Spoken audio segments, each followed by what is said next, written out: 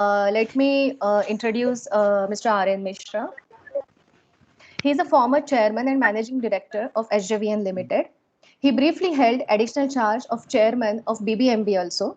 Presently, he is engaged as adjunct professor in WRDM department, IIT Roorkee, and independent director on the boards of PTC India Limited and Indraprasth Gas Limited. He did graduation in civil engineering from Motilal Nehru Engineering College, Allahabad, MTech in water resources engineering from IIT Delhi, and MBA in finance from IGNOU. He is fellow in Institution of Engineers India, Institution of Public Health Engineers India, and Indian Water Resources Society. He has also been president of Indian Society of Engineering Geology. He is honorary advisor to Center for Management of Land Acquisition, Resettlement and Rehabilitation, Administrative Staff College of India, Hyderabad. He possesses more than 40 years of experience in water resources and power sector. As CMD SJVN, he actively contributed in diversification of SJVN into thermal, wind, and solar energy, in addition to hydropower. As Director Civil of SJVN, he is credited with timely completion of 412 megawatt Rampur hydropower project. Prior to joining SJVN, he had served NHPC for 31 years in various capacities. He headed commercial division, region and construction projects in NHPC. He has been honored with several individual awards like CEO of the Year 2016 award, CEO with HR Orientation Award, Power Persona and Individual Excellence Award for valuable contribution in power sector, Pride of India Award, International Icon Award, PSU Leadership Award, and Eminent Water Resources Engineer Award 2016. He has contributed about 40 technical papers in various journals, national and international conferences and seminars. And with this, I welcome Mr. R.N. Mishra to today's forum. And I forgot to introduce myself. I'm Mugdha, as usual, your host for this DDAG platform. So I now welcome Mr. R.N. Mishra to start with his lecture. Thank you. Thank you, Mugdha. Good evening, everybody.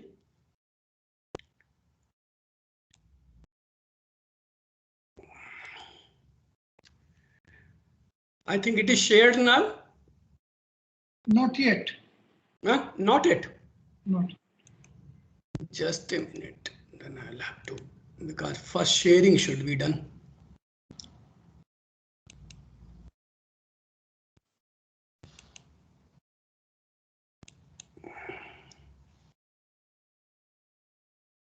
Yes, now it is shared. Now it is shared. Okay. Please go to the slide mode. Yeah, now it is in slide mode. Okay. Good evening, everybody. At the outset, my thanks to Dr. Dhawan for providing me an opportunity to share my understanding through this talk on tunneling in Himalayas. Why are we lagging? The distinguished audience is accustomed to listening high quality technical topics, and this talk will definitely not be that technical, but a little relaxed. I may be critical of a few things, and as such, it is quite probable that some of you may not agree with my views. I hold all the differing views in high esteem, as I do not claim myself to be a tunneling expert. If tunneling is held as a live cricket ground, I am anybody except the batsman or bowler. With this prelude, in today's time, tunneling has become an important activity in infrastructure development worldwide. And there is a good news that now insurance companies do not perceive tunneling projects as losing proposition. In India, railway sector was first to develop the tunnels, and maximum tunnels have been constructed in the hydropower projects. And the tunnels are being constructed for hydropower, railways, highways, urban mass rapid transit system, metro, water supply, sewage system, underground storage. And in last 5 to 6 years, longer and larger diameter tunnels are getting attention. And they have been and are being constructed in most difficult terrains of the world. Just to tell that how is the situation in India of the total tunneling, total tunnel length as already constructed in accordance with one estimate is 2,650 kilometers. Out of that, 500 kilometers in hydro, 700 kilometers are under construction, and another 600 kilometers are planned or proposed. And if we distribute the planned tunneling projects in India, the distribution is something like this. This figure I have taken from one paper of the Tunneling Association of India, and that says hydro 39%, irrigation, water supply and sewerage 21%, rail 18%, metro 11%, road and highways 11%. And in Himalayas, majority of the hydro tunnels are being constructed or they will be constructed in Arunachal, Himachal and Uttarakhand. According to the estimate of Tunneling Association of India, close to 500 kilometers of tunnel in hydro sector are stalled. And there is opportunity for developing tunnel 430 kilometers in Arunachal Pradesh, 175 kilometers in Himachal, and 173 kilometers in Uttarakhand. The major hydro tunnels which have been completed in India, if we take their names, that is Nathpa Jhakri, Rampur, Uri 1, Chamera 1, Chamera 2, Chamera 3, Tista 3, Kishanganga, etc. And we have encountered a lot of problems in Parbati 2, Ranganadi, Dulhasti, Tapovan, Vishnughat, etc. In Himalayas, again in Jammu, Udhampur, Katra, Kajikund, Baramulla railway line, 124 kilometers of tunnel length is involved.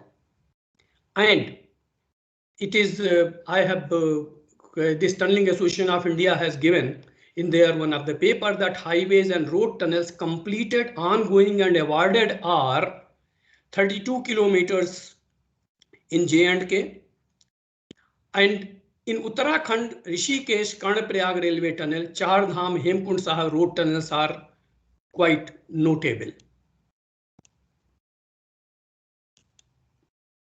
If we see internationally, this Gotthard-based tunnel, 57 kilometer in Switzerland, which has been constructed in similar geology like that of Himalayas in Alps. And in China, Guangzhou Metro Tunnel, 58 kilometers. Second tunnel in Japan, 53 kilometers. Out of this, 23.3 kilometers is under sea. Channel Tunnel, well known under English Channel, 50 kilometers. Twin Tunnel, railway tunnels. Yulion Tunnel in Seoul, 50 kilometers. These are, and in Singapore, 44 kilometers metro tunnel, mass rapid transit system has been constructed. In India, 27 kilometers long Nathpa Jhakri project is the longest tunnel which has been completed so far. And in the Kishanganga, recently 23.3 kilometer HRT has been completed. In last 2 decades, China has constructed many long length tunnels for various purposes. In this slide, I am giving the list of some hydropower projects where tunnels have been completed, starting from Beas Satluj link in Himachal Pradesh, this Pandu and Sundar Nagar Satluj tunnel. From here, basically, this BSL project was the project from where most of the initially the expertise started from there and they went to other places and constructed tunnels. Then Uri stage 1, 11 kilometer, 8.4 meter diameter, constructed to DBM, Tista 5, Dulhasti, combination of TBM and DBM, where the TBM failed and it has balance has to be constructed to DBM. Chamera stage 2, Chamera stage 3, Nathpa Jhakri. These are DBM, Rampur, again DBM, Kishanganga, where TBM and DBM both have been constructed, and Karchamwang to this 10.48 meter diameter, 17 kilometer tunnel has been constructed. Now, when we talk of the tunnels in Himalayan geology, it is just like a name that we blame the geology. We say that Himalayan, most of the persons will say that the Himalayan geology is treacherous, it's hostile and unpredictable. And typically, the adverse conditions which are encountered here, they are unexpected fault zone, sheared cluster rocks, low cover zone, squeezing ground condition, high discharge under high pressure, ingress of hot water or hot rock conditions, rock bursting, or ingress of harmful gases. These are the normally these conditions have been observed, and they have been at many places. They have been successfully, they have been negotiated also.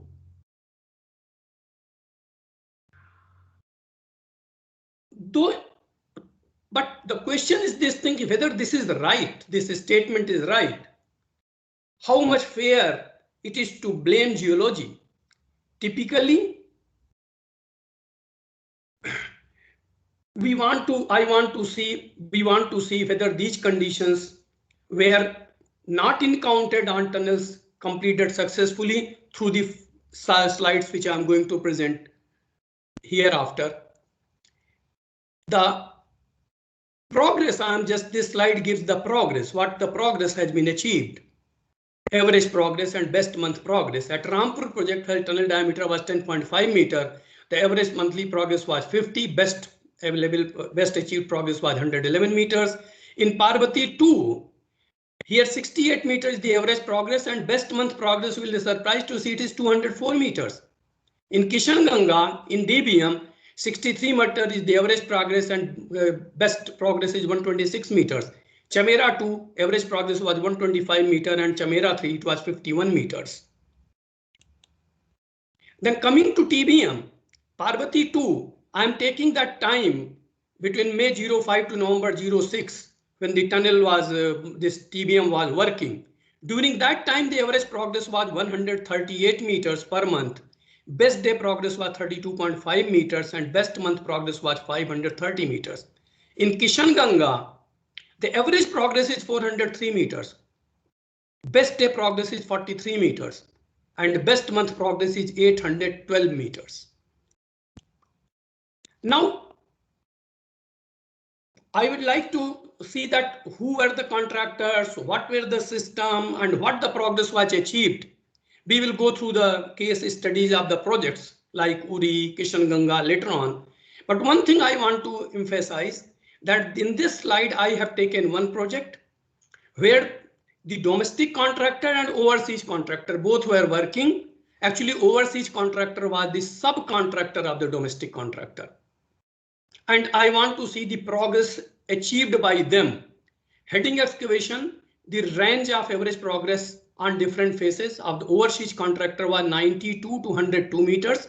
Domestic contractor was 37 to 67 meter. In this portion where overseas contractor was working, heavy and hot water ingress was encountered. Benching excavation, the progress achieved by overseas contractor on average on different phases was 199 to 222 meters, and by the domestic contractor it was 100 to 182 meters.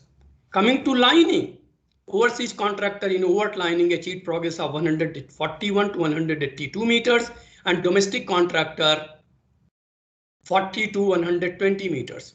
In overt lining, the overseas contractor achieved the progress in the range of 293 to 325 meters, and the domestic contractor in the range of 242 to 395 meters. The data itself is speak from which one can make inferences. Now, if we come to the successful hydropower projects, tunnels in Himalaya, Uri 1, I will tell more in detail later on, but here also squeezing right conditions was encountered in TRT. It is again in the same Himalaya zone. Chamera 2, it was a turnkey contract. given to the contractor. JP Industries done it. Kishan Ganga, SCC and SELI, they were there.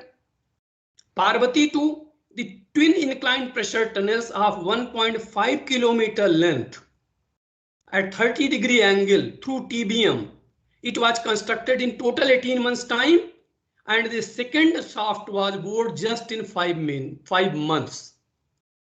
In Karchamwang 2, this was also done. Developer was himself the executing agency.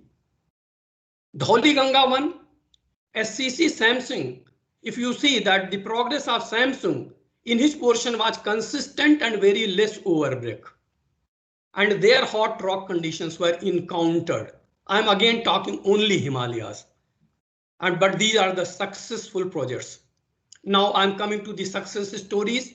Uri 1 completed in 1997, 8.4 meter diameter, 11 kilometer HRT, 2 kilometer TRT.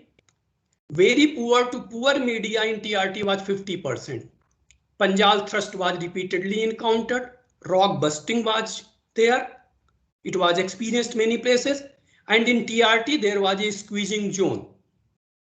What they have adopted the measures, just I am going through that: probe holes before excavation, assessment of core and water inflow to decide pre-grouting and other activities.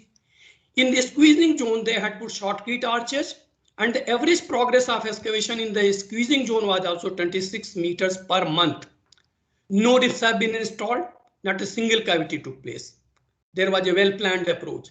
Generally, daily they were getting the progress of 8 meters to 12 meters. Equipment was very well maintained, and the invert road was like this, that in those days people were using the ambassador. You can drive your ambassador in the invert. Coming to Kishan Ganga, its excavation was started in May 2011. Here also moderately to highly jointed rock mass, class 4 and class 5, RMR up to 40 was encountered intermittently, causing cavities in crown. Weak strata was pre-treated, PU grouting was done. Rock anchors were followed by steel rib supports, and the average progress was 403 meters, more than the planned 300 meters. And the tunneling has been completed 7 months ahead of schedule in just 37 months. So all these things show that whatever, how much we are right or what really, where do we stand? The facts of adverse geological conditions is like that. We can anticipate conditions, but where it will be encountered, what is the location, what will be frequency, what will be extent, what will be the magnitude, and how much time rock will take to interact with it. Nobody can. It is very difficult to predict it. And at many places it has been seen that where the dangerous fault zones were expected, they did not prove to be critical, and whereas a place where it was considered to be it will not be critical, it turned into a very difficult zone. And most of the disputes with the contractors are due to large variation in rock class or rock type as compared to that predicted in terms of quantity given in BOQ, extent and location. One thing is that it is very rare to find a project where actual conditions met in tunnel matched with those predicted. And what are the problems which retard the progress? Number one, at investigation phase, adequate time and money is not invested. And the administration cost is often more than the actual hard cost which goes into the investigation. And after the investigation has been done, DPR has been submitted. It takes pretty long time to approve the DPR. And during that time, if sub-investigation is done and the developer wants to make some changes, it doesn't go there because of the fear that DPR may be returned.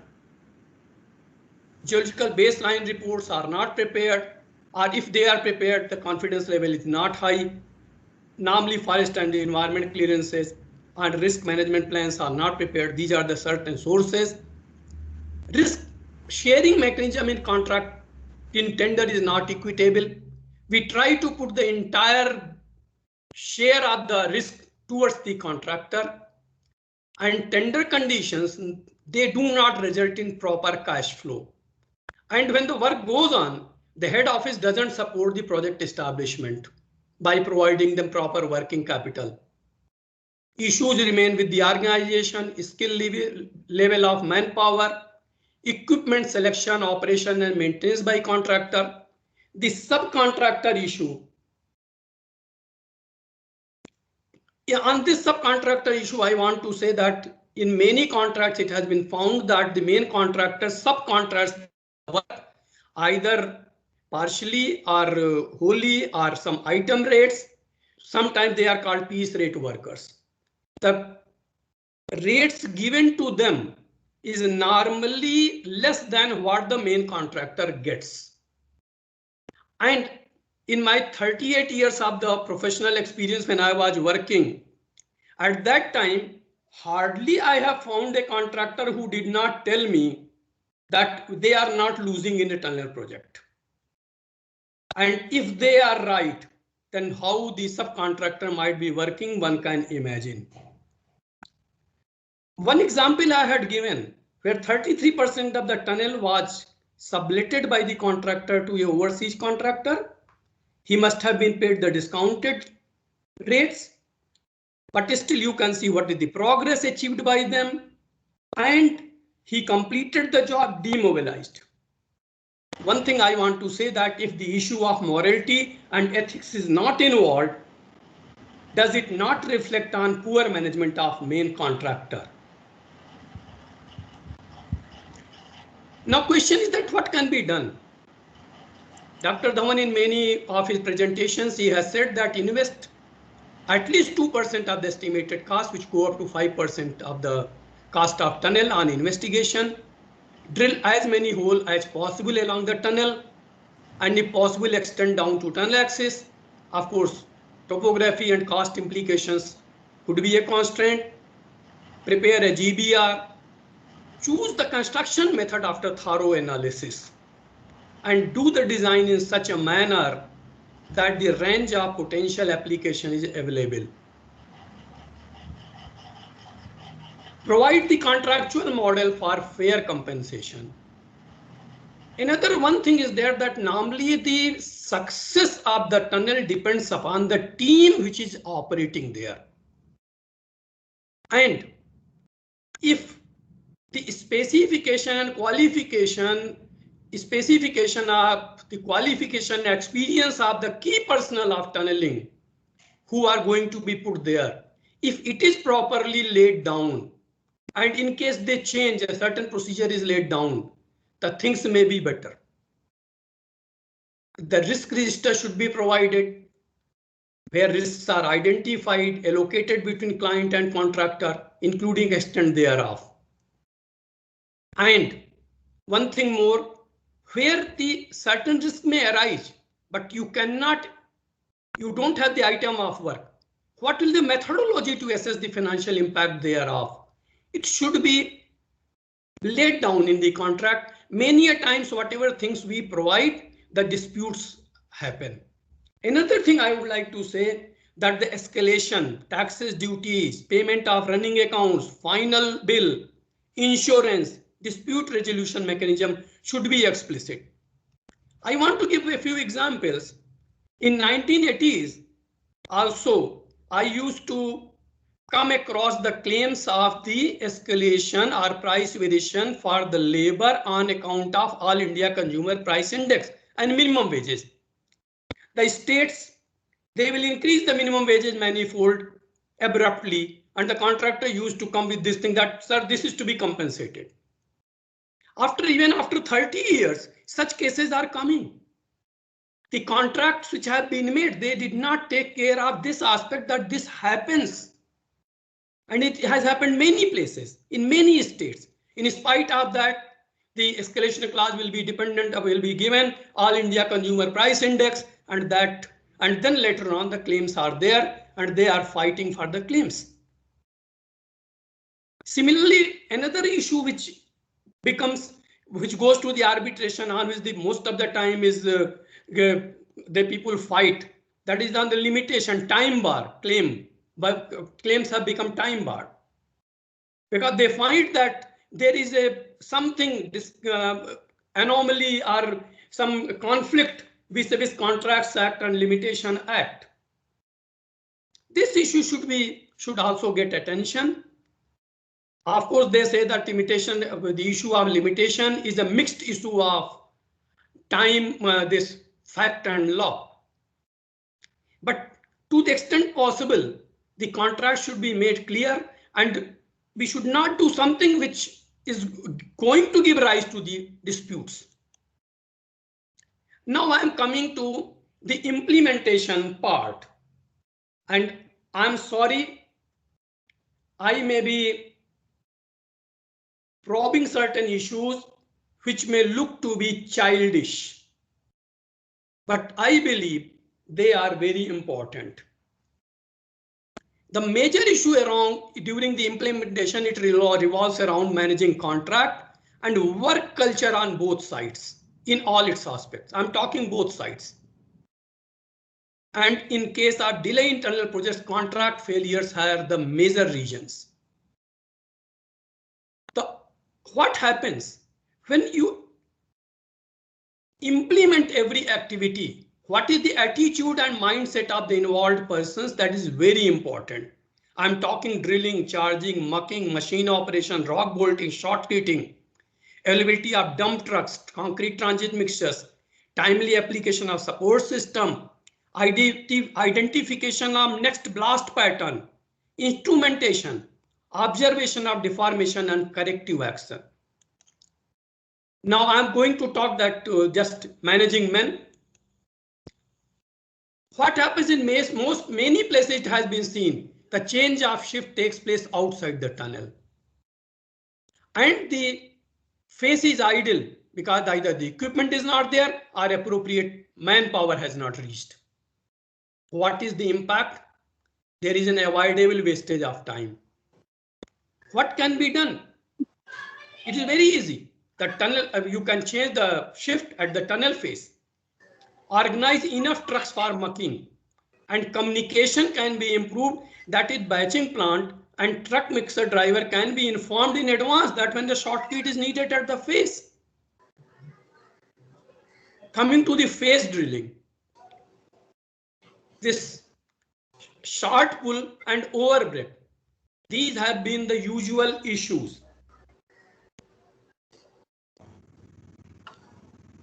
What is its impact? Very obvious. Drilling cost increases. Overbreak is there, muck volume, mucking time increases. In the overbreak portion is there, the contractor will not get paid. There will be disputes. Progress is reduced. What can be done? Probe drilling. This in Uri 1, the contractor was religiously doing the probe drilling. He was drilling 30 meters and getting the results, and thereafter making in one day 12 meters, 8.54 meter diameter tunnel full face they were driving. Do the pre-grouting if required, and drilling at the correct angle. Blasting experts should be engaged, and the blast pattern should be reviewed religiously and modify it to the optimum. Here I want to just give something that in case of the Holy Ganga project, this Samsung, they had a long stretch where the excavated profile was below their PL line, above their minimum excavation line. And at one of the projects where myself was HOP and I was once walking through the tunnel, I was told that, sir, you see how bad rock is there. There is a lot of overbreak. I looked at towards the crown and I saw the drill, this clear marks of the drill rod.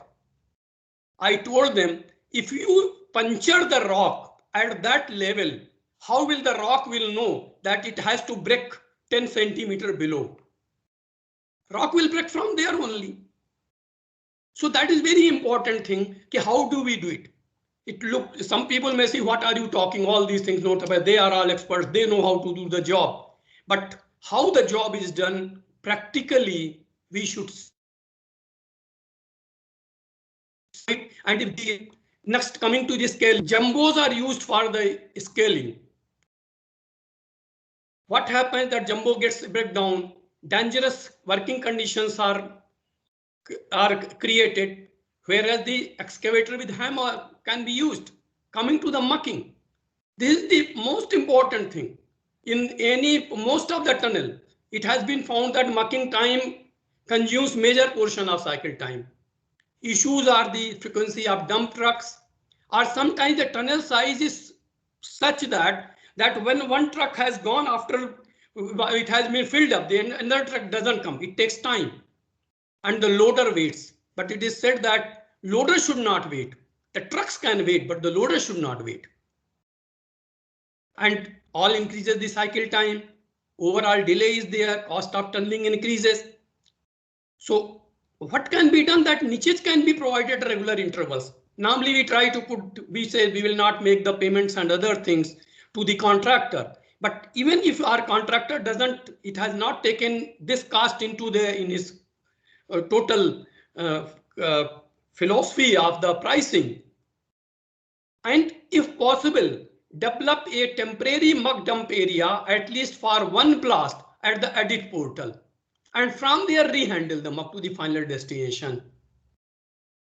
Provide right capacity of dump trucks and an adequate number, and don't allow loader to be idle. Now coming to other thing, that is road condition. In this photograph, you can see the condition of road. This photograph I have specifically put. You can see how is the road inward when you during the excavation. This is the muddy roads, uneven roads in the tunnel, and haul roads are also not up to the mark. You will find the water is spilled everywhere, or the water drainage is not proper, and it impacts again the mucking time, and the equipment also deteriorates. It increases the running and maintenance cost.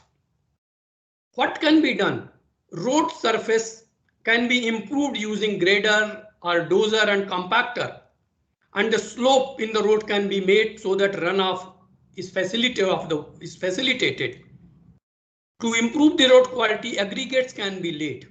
It means if this condition is taken care of, a lot of things will definitely improve. Then coming to the equipment. Here, usually what happens that different brands of the same equipment are used. Equipment maintenance is not proper. Regular maintenance schedule is not implemented. Old and incompatible equipments are deployed. Impact is very obvious. Equipment will wear down. Production rates will be low. Project will be delayed. What can be done? The equipment maintenance, cleaning on a regular basis.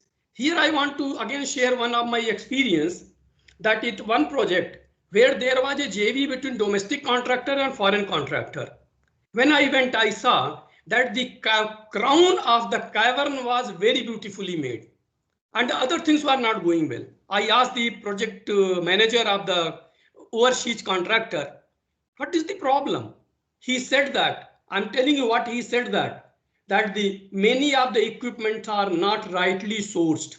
Operators are either not skilled or they don't feel that they are owner of equipment.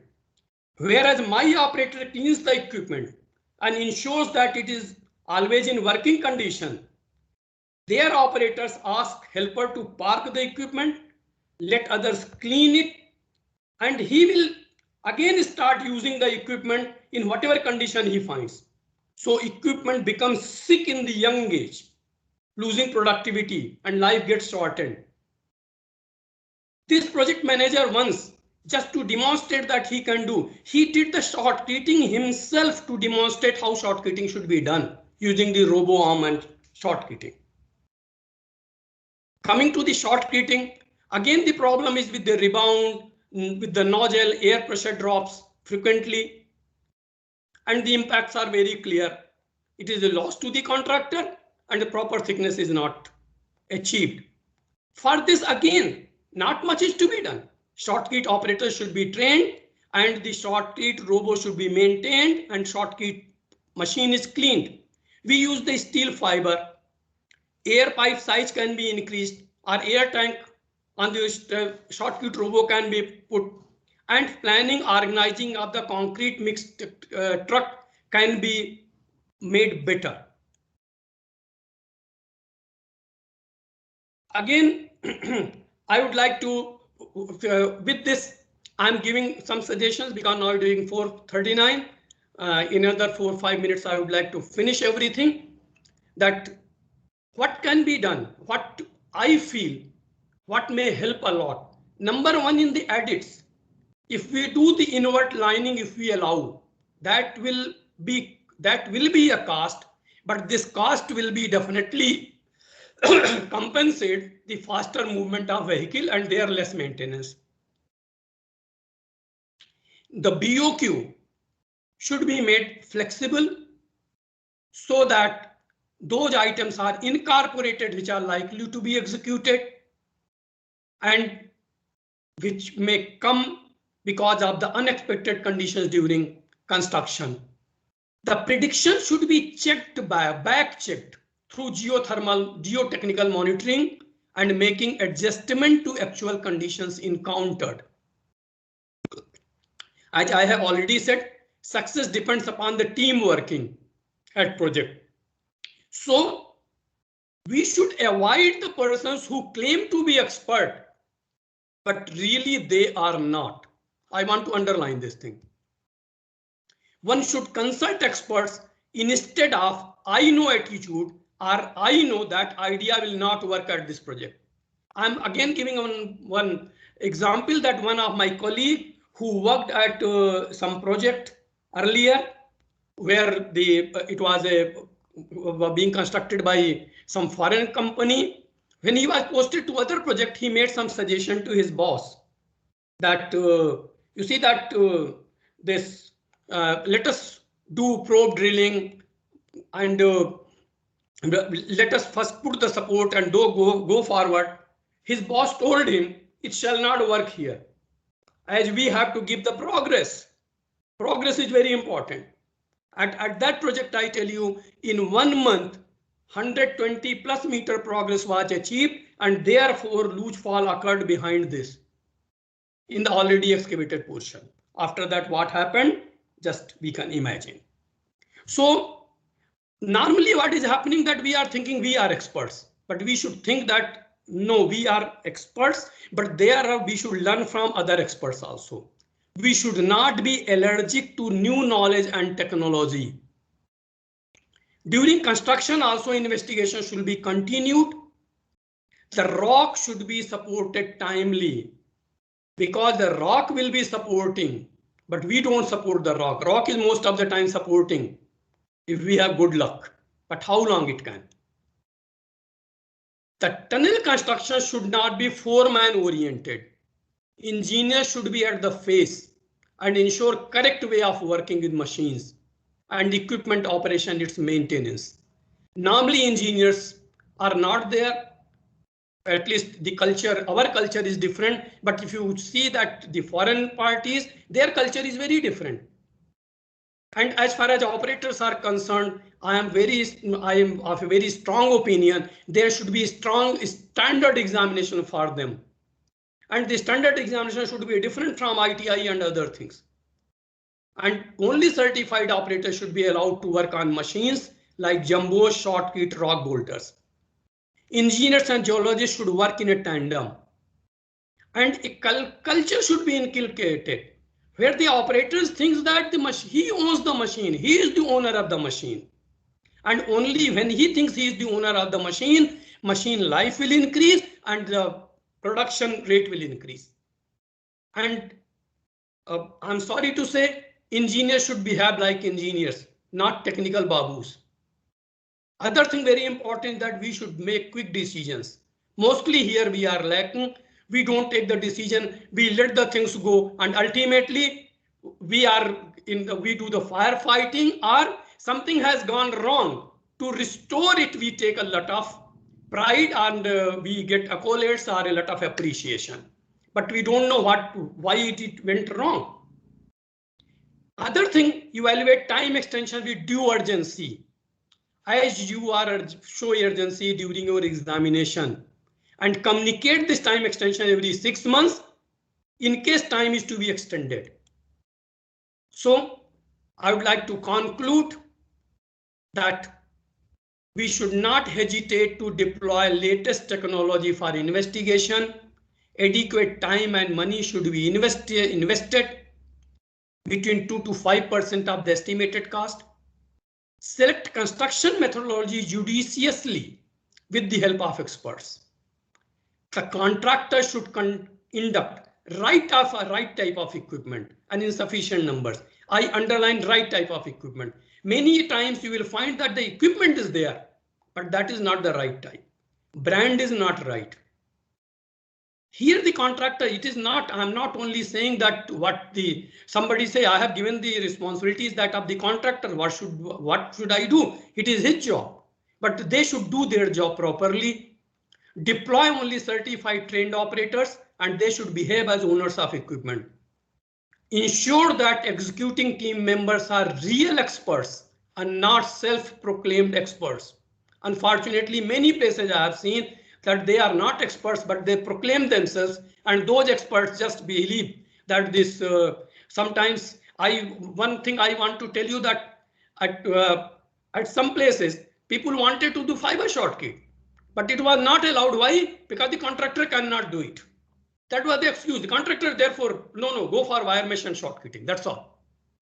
Don't run behind the progress from the day one. Innovate, stabilize, follow norms, and adjust continuously.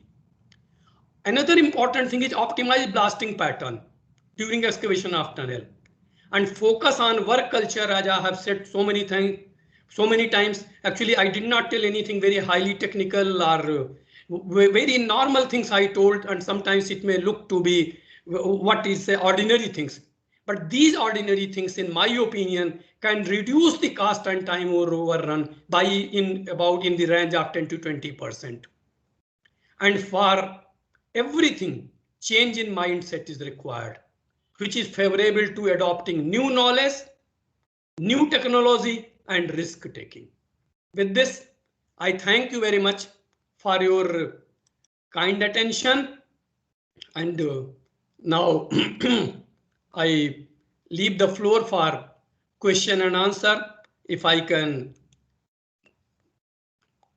Thank you. I will try to answer your questions to the extent possible. Sure. Now the stage is open for taking questions. We have a question from Mr. Upreti. He has put it in the chat box. I'll read it out for you.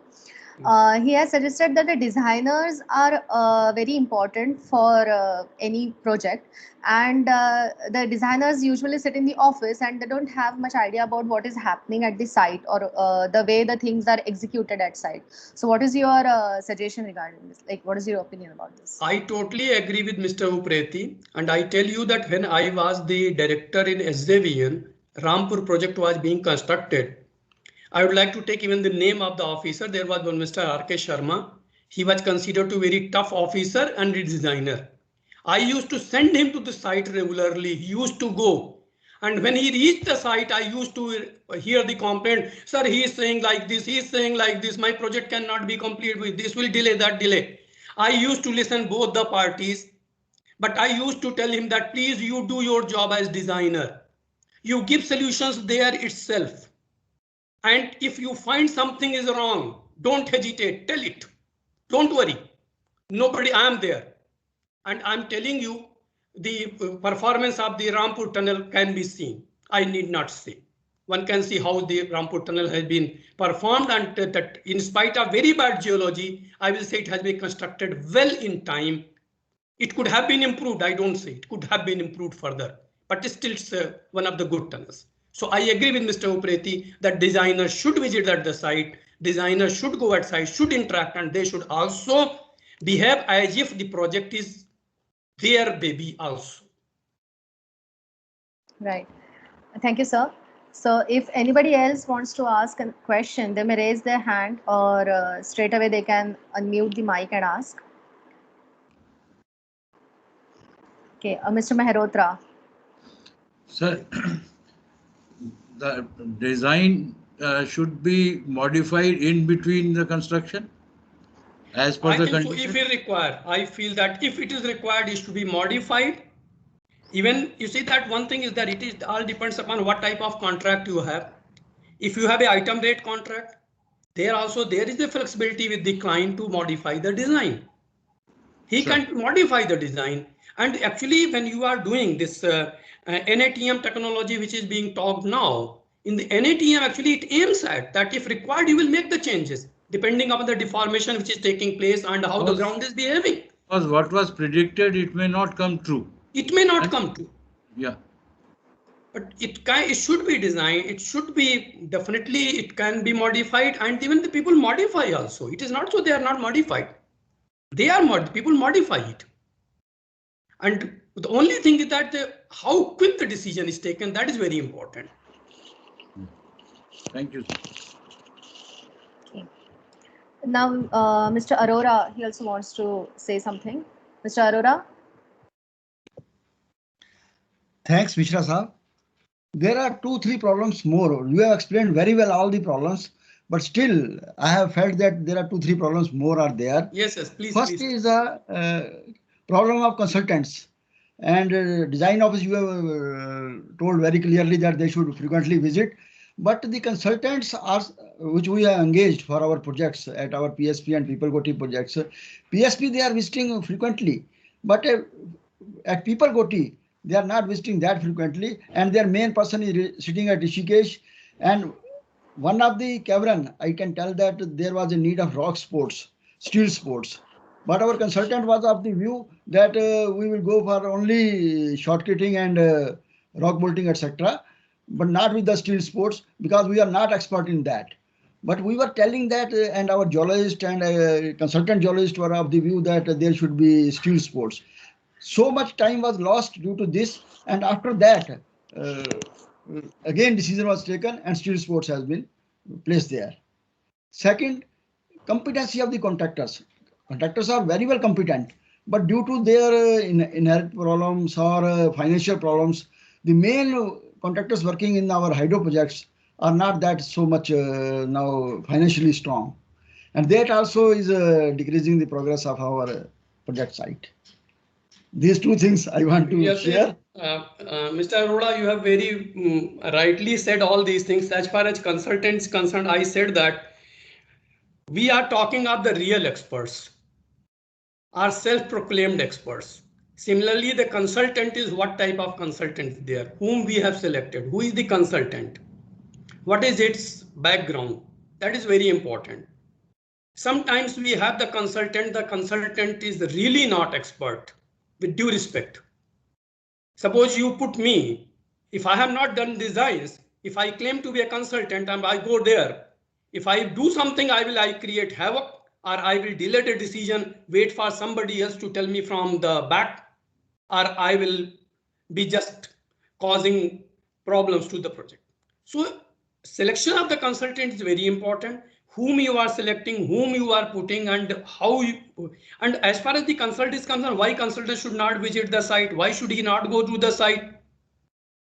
All these things, definitely, these are all administrative problems. It should be tackled. Now the question is the financial problems of the contractor. I tell you, Mr. Arora, that this problem I am listening for last 40 years. These problems, when the Salal was being constructed, the 11-kilometer diameter tunnel, you know, at that time, if 30 meters progress was achieved in heading, we used to rejoice at that time. Then also the contractors were doing, and in many projects, I tell you, I may not be able to take the name, but the contractors people told me later on, sir, we earned a lot of money from that project. And I was really surprised at this project. This fellow he was weeping, he was crying, and they made the money. I'm not saying that they behave like this, and everywhere they behave like this. I'm not saying it, but I'm saying that it is again the question of ethics and morality on the part of contractors also, and on our part also. If we make the contract, the cash flow problem, we can really manage it. From 1980, 79, 80, I tell you, when this board agenda note used to come, because I was in contrast department, there will be cash flow attached below that. When I used to see that paper, I used to think, why they are suing? then sometimes I usually it is just to fill the appetite of the paper. And again, after this has been given, advance has been given, again I started saying that the project getting delayed. So one thing is very important, that the contract conditions should also be modified. Project conditions, contract conditions should also be like that we help the contractor. His cash flow is maintained. Like somewhere the concept of escrow account has come. This was being, I think this is a good concept, that the money which you put, it is used in the project. But we should see that the contractor is paid. Many times his obvious claims are just held. They are not decided by the department. This will go to the boards, arbitration and everywhere. And ultimately everywhere the project will lose. But they will not decide it, so that I should not be caught. So all these things, one has to take a decision. Decision making is very important. In Rampur project, I tell you, there were no condition that I will pay him the payment after 7 days. But we got it approved from the board. When the contractor was giving his bill, in the 7th day, we were making him payment, 80% payment. We asked him that you bring your material, we will, once the material reaches that site, we will make the payment to your supplier, the payment. Because you see that all these things will have to be done. We have to think, how do we do it? And the financial condition is definitely bad of these contractors. For that purpose, we have to see either the cash flow is generated from the tender conditions, or we find out some way, or you see that again, I will say that it all depends upon another question, morality and ethics. The second thing what you told me, that this I have faced, and every time I have been facing throughout this, we have been listening this thing, and it has been happening. I think any other question you said? Yes, sir. I can see that Dhawan sir wanted to speak, but sir, I'll just take one quick question before going to you. Okay. Mr. Sindhwani, Anshul Sindhwani is from L&T, from the contractor side. So he has mentioned his views. He's saying that it is said that risk is always on the contractor.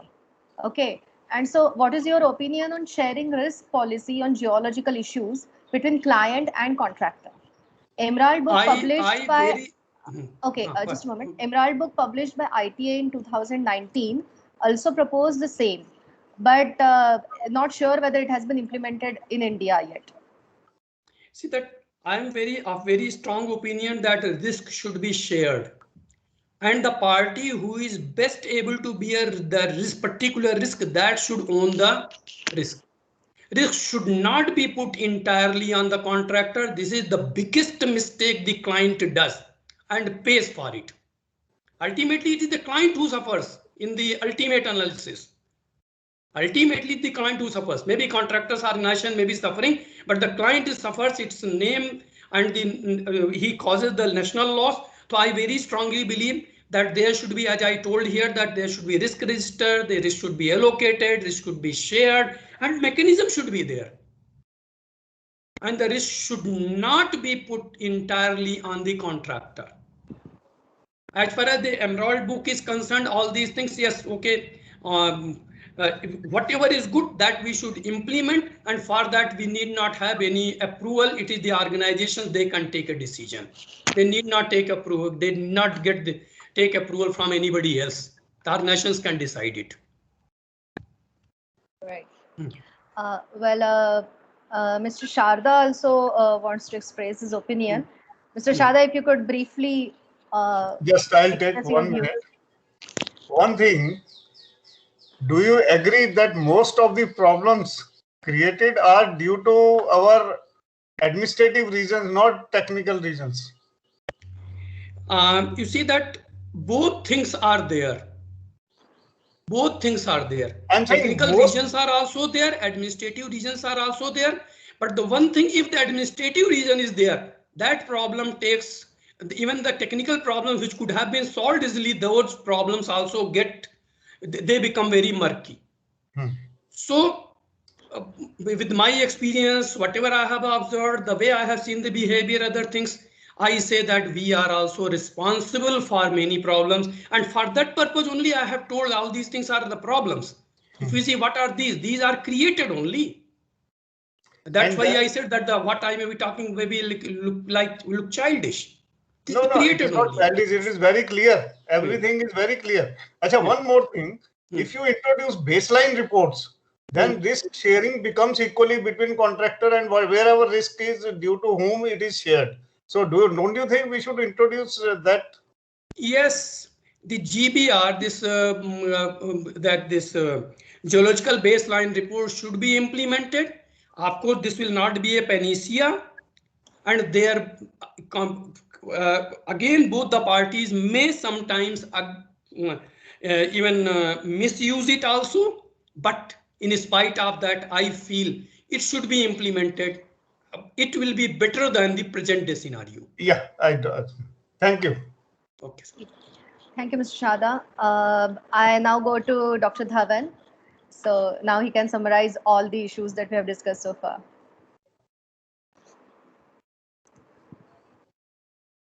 So your mic is on mute, sir. आपका mic unmute है. I'm sorry. Before I summarize today's lecture by Mishra Sahab, I want to ask a question as a participant. And my question to you, Mr. Mishra, is that you have seen hydropower projects, and particularly tunneling in hydropower projects, right from inception of NHPC. You had been associated in contract formulation, then you were head of the projects also, where a lot of tunneling activities were going on, and then you have seen it from the top as director and CMD of SJVN. You see, in today's lecture, you said that maximum tunneling has been done in hydropower projects. But unfortunately, we are lagging today. But whereas if you see tunneling for metro, tunneling for railway tunnels, tunneling for highway tunnels is going on at a much better pace. What is wrong with us? What went wrong in the hydro industry? I would like to say the thing which has gone wrong or which is going wrong, that we are not receptive to the new knowledge, new technology. Sometimes what we are doing, that whatever things we can do, we are not accepting it. We are thinking we are the experts. As I told you that in somewhere, I wanted steel fiber shortcut to be done, but I was told that yes, fiber shortcut will not be allowed because the contractor will not be able to do it. So that is the one thing. Second thing, we think if you see that if you go to these highway tunnels and other, they are utilizing consultants, international consultants. They are utilizing their norms, they are utilizing their knowledge, and they are constructing the tunnel. They are working with an open mind. Whereas in hydro, we are not working with an open mind. And whenever somebody wants to open the mind, there are many forces which want to close it. That is the only answer I can give you. And if we make changes here, if we start even that having these vendor development, we always depend upon the big contractors.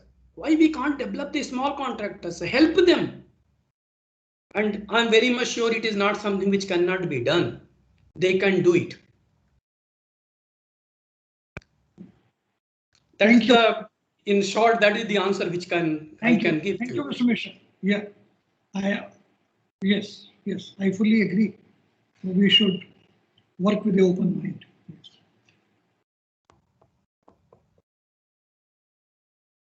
Any other question, Mugdha ji?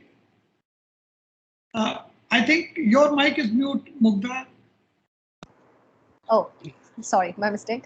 I can't see any more question over here. So I'll ask Dr. Dhawan to conclude the session with, his opinion on the issue. Well, thank you very much, Mishra Saab.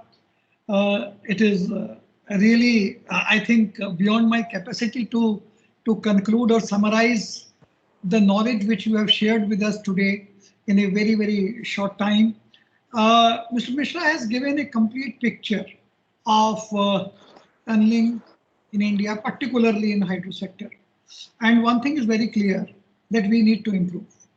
And the improvement required is from, you can say, something like, per meter per phase progress is ranging between 50 to 70 meters per month.